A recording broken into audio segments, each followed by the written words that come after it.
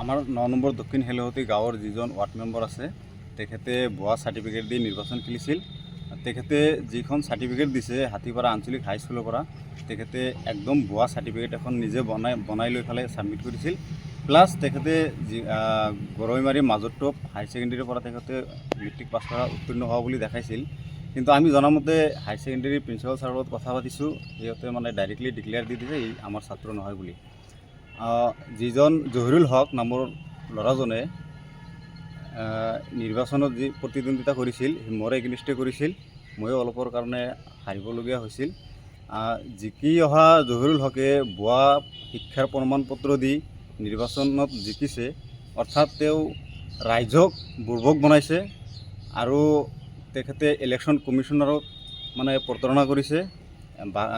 ভাৰতৰ যিখন নিৰ্বাচন আয়োগ আছে, আয়োগৰ লগত ভাৰতৰ সংবিধানক তেওঁ উলংঘা কৰিছে। মই আপোনালোকৰ জৰিয়তে এইখিনিয়ে ক'ব বিচাৰিছোঁ যে অনাগত দিনত কোনো ব্যক্তিয়ে বা কোনো প্ৰাৰ্থীয়ে যাতে ভুৱা চাৰ্টিফিকেট দি নিৰ্বাচনত প্ৰতিদ্বন্দ্বিতা কৰিব নোৱাৰে, তাৰ কাৰণে বিশেষ ব্যৱস্থা ল'ব লাগে আইনী প্ৰক্ৰিয়াৰ জৰিয়তে। আমি ইতিমধ্যে আমাৰ ইলেকশ্যন কমিশ্যনাৰক জনাইছোঁ, আমি আমাৰ বকো আৰক্ষী থানাত জনাইছোঁ, আমি DC কোৰ্টত জনাইছোঁ। তো ইতিমধ্যে ছাৰহঁতে হয়তো কামখিনি আৰম্ভ কৰিছে।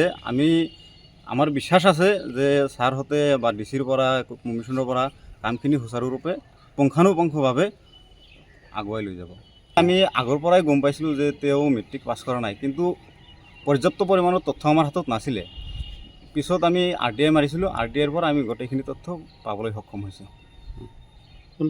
যিকোনো খবৰৰ বাবে যোগাযোগ কৰক 7099017330 লগতে 7099017110 নম্বৰত।